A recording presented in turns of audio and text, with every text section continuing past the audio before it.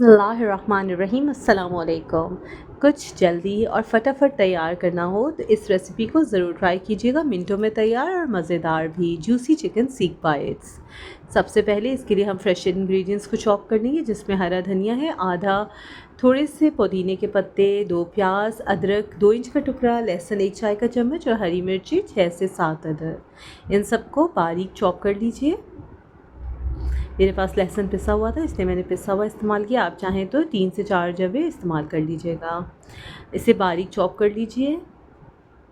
इसके बाद इसके अंदर चिकन ऐड कर रही हूँ, उसे 800 ग्राम्स।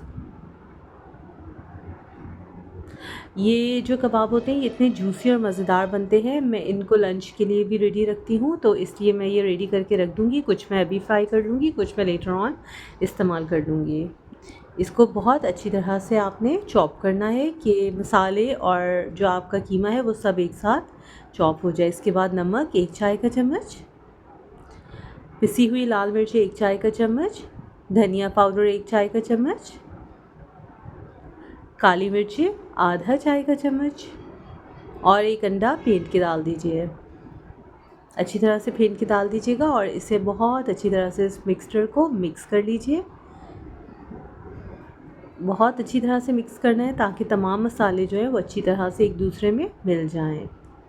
इसके बाद एक पैन लेंगे, उसमें हम ऑयल को गर्म करेंगे, तकरीबन 2 टेबलस्पून ऑयल।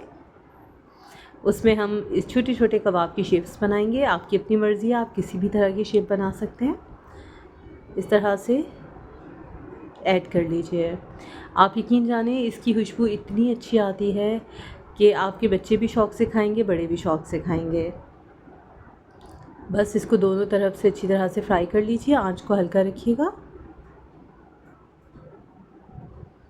देखिए जब ये दोनों तरफ से फ्राई हो जाएं तो हमने कुछ वेजिटेबल्स ऐड की हैं, जिसमें टमाटर 1, कैप्सिकम 1 है, 1 प्याज है और कुछ हरी मिर्चें हैं, 2 हरी मिर्चें हैं। मैंने इन्हें बारीक काट लिया है हरी मिर्चों को, और बाकी सब्जियों को मैंने मोटा मोटा कट किया है। इसमें आधा चाय का चम्मच काली मिर्च और सोया सॉस 1 चाय का चम्मच ऐड किया है और इसको हल्का सा स्टर फ्राई करूँगी। 5 से 10 मिनट के लिए इसे ढककर पकने के लिए छोड़ दूँगी। ये देखिए मज़ेदार चिकन सीख कबाब विद सॉटे वेजिटेबल्स तैयार है। इसे आप बॉइल्ड राइस के साथ सर्व कर सकते हैं।